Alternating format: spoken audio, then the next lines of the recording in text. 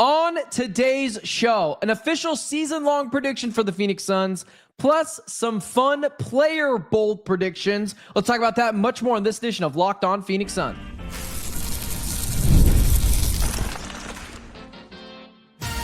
You are Locked On Suns, your daily Phoenix Suns podcast, part of the Locked On Podcast Network, your team every day. Welcome back into Locked On Phoenix Suns. My name is Benjamin Garcia, host of the Ben Garcia Show mornings on YouTube and a credentialed Phoenix Suns media member covering your Phoenix Suns 365 days out of the year. Today's episode is brought to you by our lovely friends over at FanDuel. Right now, new customers can bet just $5, and if your bet wins, you get $300 in bonus bets to use across the app. Head to FanDuel.com to get started. Fellas, the season is here.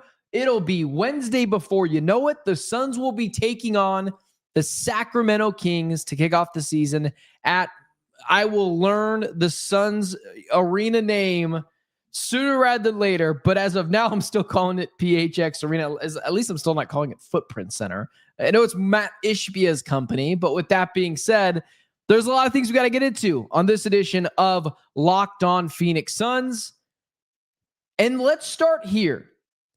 We'll get to an official season-long Suns prediction. Where do I think they will finish at the final segment of today's show? But I want to get some bold predictions out there. Some bold predictions for the Phoenix Suns season. Now, these have to be bold. We're not talking about, Jalen Green will, be a player who next to Devin Booker flourishes. Like, that is a prediction, and it's, it could not happen, but it's not bold. It is, these have to be undoubtedly make you lean a little bit closer to your car speaker or maybe replay what I just said, bold predictions, but as well as you have to believe them. So these predictions that I'm saying, although bold, I have to have 110% conviction in them. So now that we laid the groundwork, let's get to my very first bold prediction. One of 4 bold predictions for the Phoenix Suns. And here's my very first one. Devin Booker will finish top 6 in NBA MVP voting and make all NBA honors. Last year, here was how the voting broke down. Shai Gilgeous-Alexander obviously won. Honestly, kind of barely beat Nikola Jokic in terms of how the point system goes. Didn't beat him by very much at all. Nikola Jokic was 2. Giannis Antetokounmpo was 3. Jason Tatum was 4. Donovan Mitchell was 5. LeBron James was 6. Now, here's why I think that this is obviously a very bold prediction. One, all of these teams finished fairly high in the Western Conference or the Eastern Conference. So for Devin Booker to finish top 6 in MVP voting, even the players that finished behind him, Cade Cunningham was a 6th seed. I believe Anthony Edwards was also a 6th seed. Steph Curry, his team was a 7th seed, so they were a play-in. So maybe it's, a little bit more plausible for Booker to make the top 10 in voting. But I think top 6 is doable. And let me break it down like this. The Suns have, MVP voting is always, over the last couple of seasons, a strong component of it is narrative. And the Suns' narrative is they're dead in the water.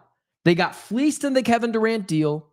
They're a team that has no future, no draft capital. They got no money to spend on players. They are dead in the water. They are going to have to eat crow over the next few seasons. And then we can, get back to, can Phoenix actually become a contender years from now? But they are this close to having to trade Devin Booker. That's the narrative surrounding around Phoenix.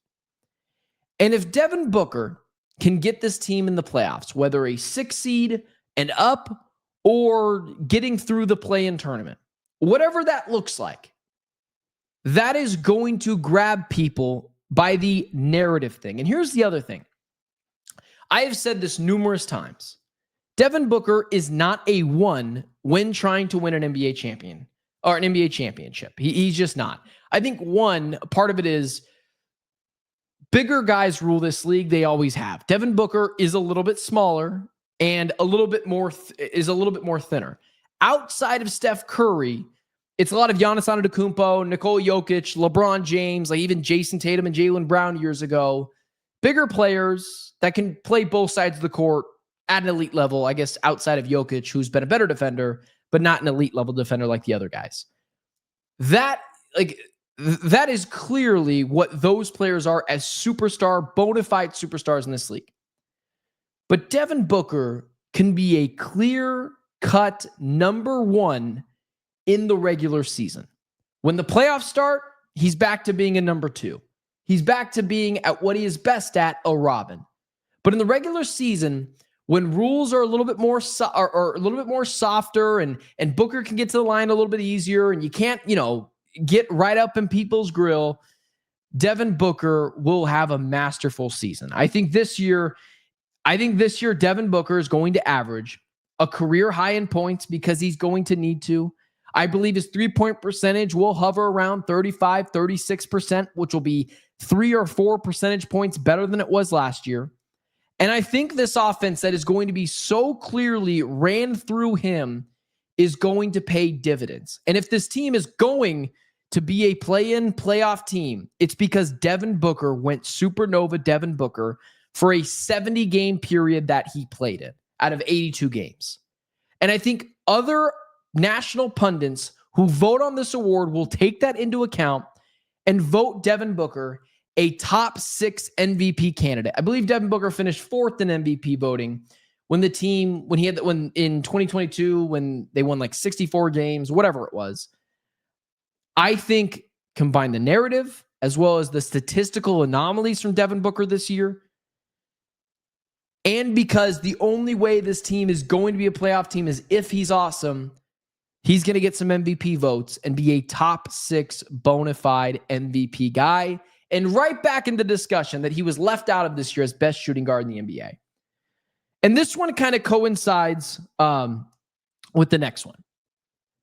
I believe the Suns will make the playoffs, led by Devin Booker, but in an unconventional way. I believe this team will be a 7, will be an 8, a 9, or a 10 seed. But I believe in a 2-game sample period where you got to win one. If you're, the 7 seed, you only got to win one game. If you're the 7 or 8 seed, you only got to win one game. If you're the 9 or 10 seed, you got to win 2 games. I think with Devin Booker as their leader, their defensive backbone, this team will be a play-in team and get into the playoffs. And I think once you look at some of the other teams, like last year, the play-in teams were Steph Curry. Like, these were the best players. Steph Curry, Anthony Davis, Sacramento Kings, Domantas Sabonis, or DeMar DeRozan, pick your poison, and John Morant. With how inconsistent at times Anthony Davis can be, but even in terms of playing, and Stephen Curry getting a bit older, I think you can argue out of those 4 teams who were in the play-in last year, if you inserted the Phoenix Suns into those 4 teams, combine the Suns, make it 5, the Suns have the first or second best player. And if that's the case, if I'm doing a 1-game sample size, I trust Devin Booker to come out of that miniature tournament alongside their defensive backbone to get into the playoffs. So I think this year, the Phoenix Suns will be making a return to the playoffs. Now, I don't have them going any further than that. And this kind of exposes a little bit my full regular season prediction, but I'll get into actually how many games they win and where they'll land in the standings. But I think this team is poised to make the play-in this year. And then when they make the play-in tournament, I think behind Devin Booker and behind this defensive prowess, this team will make the playoffs. And that right there in its own would be a massive win for culture and for everything the Phoenix Suns are trying to build right now. So my 2 bold predictions. Think about it. Like, The second one is pretty bold too. The Suns are at 31.5 wins for their over-under season total. I have them smashing that by a few games, and I will get into deeper what I think of that. And I have them making the play-in and getting out of the play-in tournament with, mixing it up with, a Dallas or a Sacramento or maybe even the Golden State Warriors again. But I think this team is built for the playoffs, and I think as well as getting into the playoffs, whoever the 1 and whoever the 2 seed, yes, they are going to beat the Suns, but that's not the point of the season. They'll beat them in 5 or 6 games, but they're going to know by the end of it, damn, man, that team was really scrappy. And then going into next off season, you're going to feel really good about the Suns because I like the direction of where they're going. 2 offensive bold predictions down. 2 more defensive bold predictions to go. Let's jump into it. Next. First, today's episode brought to you by our friends over at Peloton. Peloton is shaping the future of fitness with brand new Peloton Cross Training Tread Plus powered by Peloton IQ. It's their most advanced equipment yet, designed to give you real-time guidance and endless ways to move. Whether you're running, lifting, or cross-training with your favorite instructors, this is training reimagined. Peloton is built for breakthroughs with tools that help you plan, stay motivated, and reach peak performance. I love how the Peloton system offers real-time strength coaching. It actually tracks your reps, suggests the right weights, and corrects your form, making every rep safer and smarter. So let yourself run, lift, flex, push forward. Explore the new Peloton Cross Training Tread Plus today at onepeloton.com. Today's episode is also brought to you by the lovely folks at Monarch. Let's be honest. Most of us can't even name all of our financial accounts, let alone track what they're worth between 401ks, savings, investments. It's easy to lose track, and that can leave money, and that can mean leaving money on the table. That's why I started using Monarch. It's an all-in-one personal financial tool that brings your entire financial life together in one clean, easy-to-use interface on your laptop or on your phone. We just moved into a house. If you guys don't know yet, new studio, new office. We are in a whole new house. But to make it happen, I had to cut some costs. And had I been using Monarch earlier, I would have known that I was paying for a Discovery Plus account that I've never used. I was paying for 2 Spotify accounts. Monarch takes care of those things for you. Don't let financial opportunities slip through the cracks. Use code LOCKEDONNBA at Monarch. Use code LOCKEDONNBA at monarch.com for 50% off your first year. That's monarch.com, code LOCKEDONNBA for half off your first year.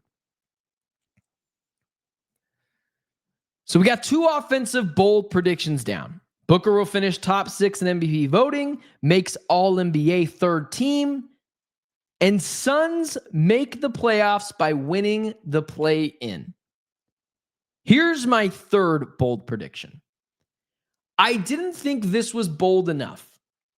And you know what? I said, forget it. I trust the identity of this team and what they're building. So instead of saying that I believe the Phoenix Suns can be a top 10 defense in the NBA, which I've mentioned to you guys before, and I think it's going to happen, I pushed it up a little bit. I like the defensive personnel of this team. I believe in come on Malawatch. And if I do, why don't I say this? I believe in the different exotic blitzes that the Suns can throw at other teams, or defensive personnel that the Suns can throw at, matching up against people, blitzing players like Luka and forcing the ball out of his hands, forcing the ball out of Giannis's hands, making other teams beat them night in and night out. Now, those players are going to get theirs, but it is going to be harder to do than playing against them than against other teams. But I'll say this. I believe the Phoenix Suns are going to be a top 8 team defensively in the NBA. And you know what? If they're going to make the playoffs this year, 2 things need to happen. 1, Devin Booker has to be supernova Devin Booker at the offensive end, which I believe he can do. We mentioned that in the last segment. In the regular season, we believe he can do that. Playoffs is a whole different animal. And the Suns have to be a top 10 defensive team. And you know what? If I'm going top 10, I believe this team can be top 8. I like what they can do. They can throw different exotic defenses each and every night at opposing teams. They also have a lot of defensive versatility and depth at the defensive end. The offensive end, they don't got a lot of depth at. If Devin Booker pulled a hamstring and was out for 7 games, it'd be really tough sledding offensively. If Dillon Brooks pulls a hamstring and is out 10 games, I got Nigel Hayes-Davis, who's long, 6'8", 6'9", can play some defense. Offensive end, question marks. And I got Rasheer Fleming, 6'9", 7'3" wingspan, ready to come off the bench and take on some of the better players in the NBA. Just stay in front of them. They're long enough to make shots difficult.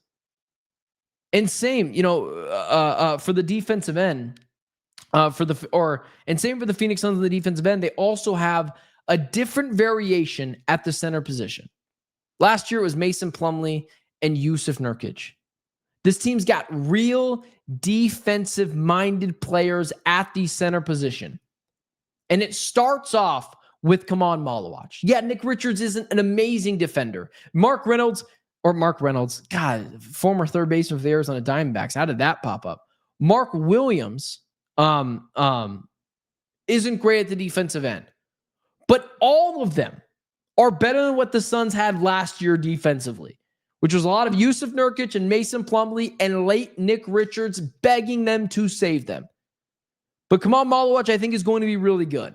And I think he could steal the starting role from this team by 3/4 of the season and maybe half the way of the season in. He has got a defensive backbone, or he will be the defensive backbone for this team at times, protecting the rim, which is something the Suns haven't had in a long time.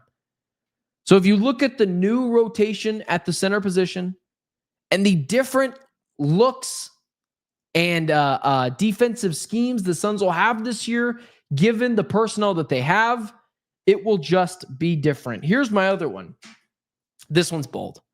I actually think this one's bolder than Devin Booker being top 6 MVP voting. And I know that one's bold. I'm going to get in some trouble for that one. But it's bold predictions. They're fun, but I got to believe them too. And I see the realm for the Suns to get to the playoffs. I think that's what it looks like. Booker's got to be awesome. Defensive end has got to be awesome. Collectively. But here's a bold one for you. I think Ryan Dunn and Dillon Brooks make all NBA defensive teams. You know how I feel about Ryan Dunn. And I will be honest with you, the early returns on him developing a jumper this season are a little concerning. But I think he's added a different wrinkle to his game as well offensively. Getting to the basket. We've seen him hover around the rim a few times, get steals out in transition, finishing it at the basket. I think he will figure it out offensively so that opposing teams aren't just leaving him wide open to shoot. I think I will believe that. But I think Dillon Brooks, who shot 40% from 3 last year and has shown to be capable defender is like not even the right way to put it, just a very good defender. A very good defender. And I think Dillon Brooks and Ryan Dunn will be the catalyst and whole season backbone for this team. When you add in Dillon Brooks and Ryan Dunn's ability to guard 1 through 4 and lead this team defensively, and I believe this team's going to be a playoff team, I think that there's a certain level of defensive intensity they got to play with, and those two guys are going to be the leaders of it. Let Devin Booker take care of the offensive side of the ball. Dillon Brooks and Ryan Dunn will both be all NBA defensive team level players. And just so we're clear, I've always thought Ryan Dunn is a all NBA defensive team level player. I've always thought that. It's just always been the offensive end with him. Dillon Brooks, I think that his influence on this team is going to be infectious from the defensive side of the ball. And I think he's going to lead it. And Ryan Dunn will co-lead it. But those two guys are going to do a lot on this team that will not show up on the stat sheet. But I think at the end of the year, they're going to get rewarded with both of them making all defensive team honors. Again, guys, these are bold predictions. You can kill me in the comment section. I understand it. But these are bold predictions. We're not talking about, Jalen Green's going to be good this year. That's not bold.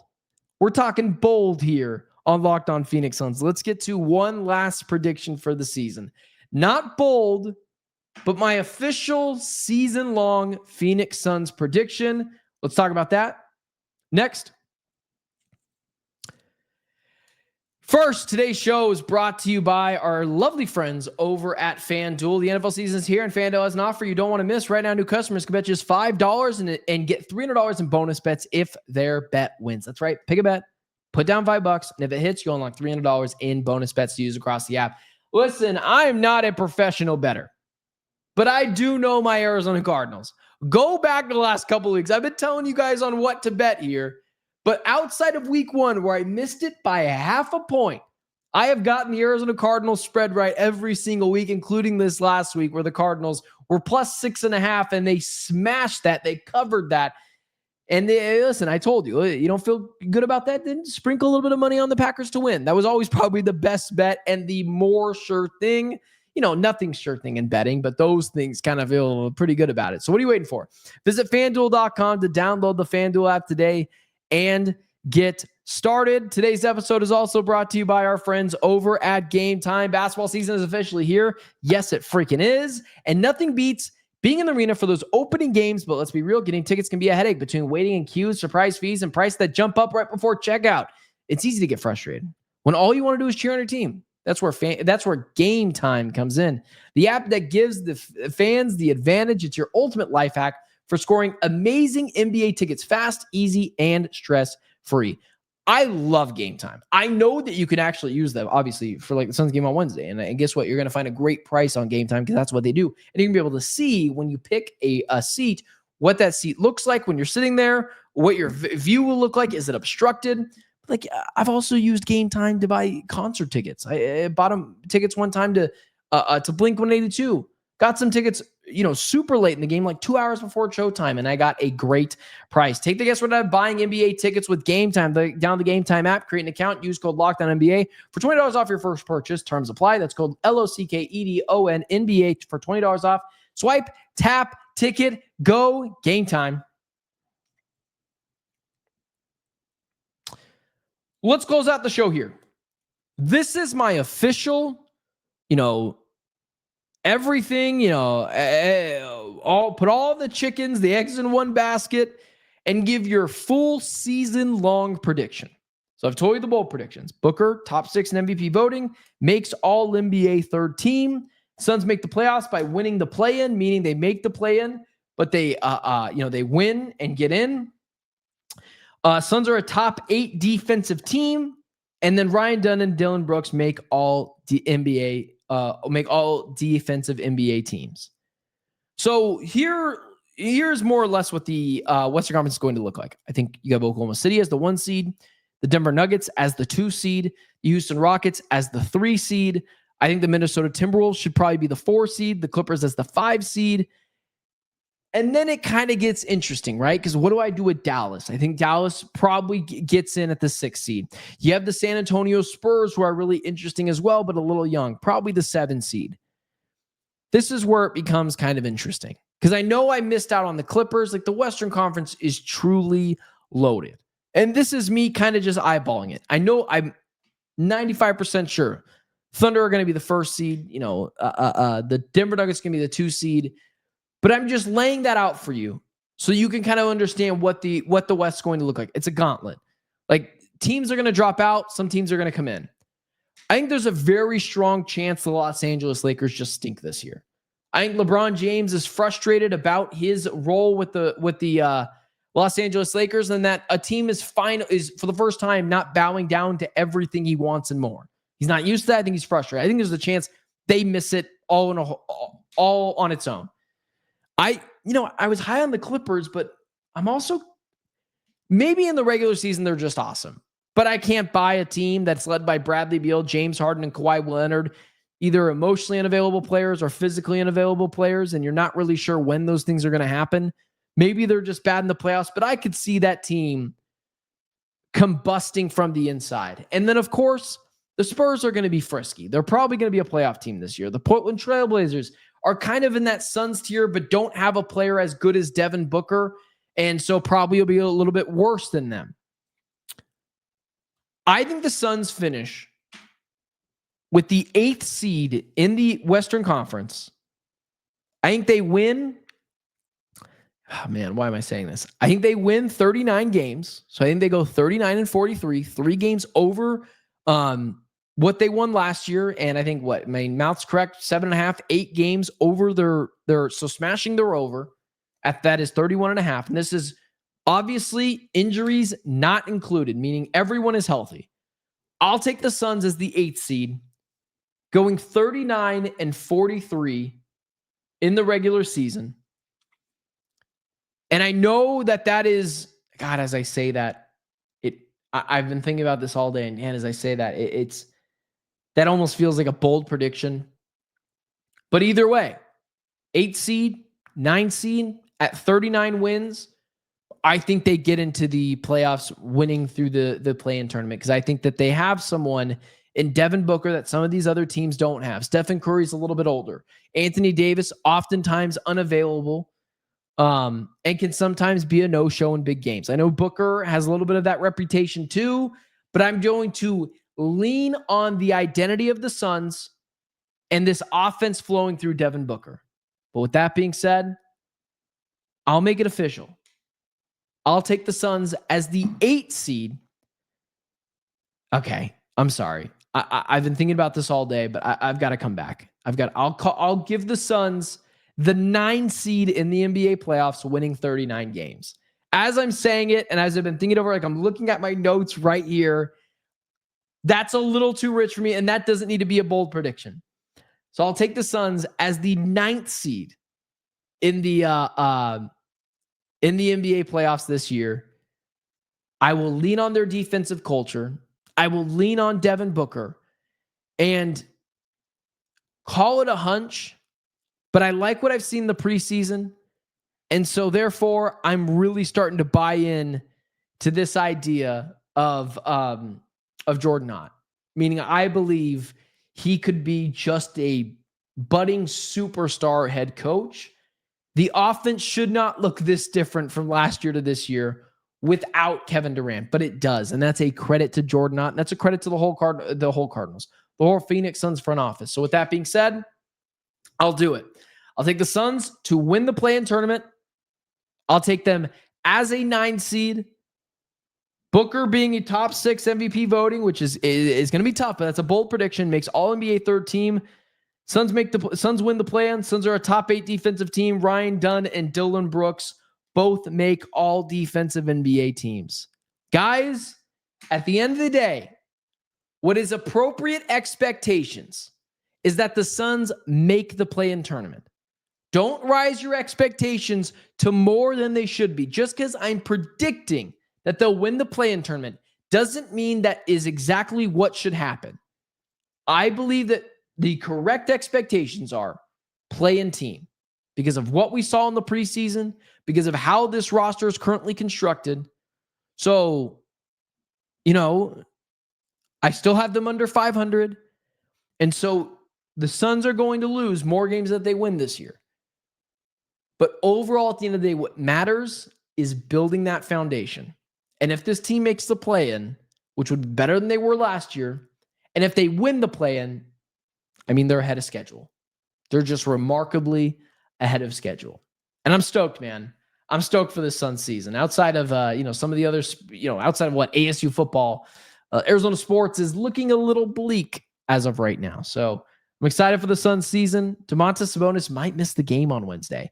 And also be ready.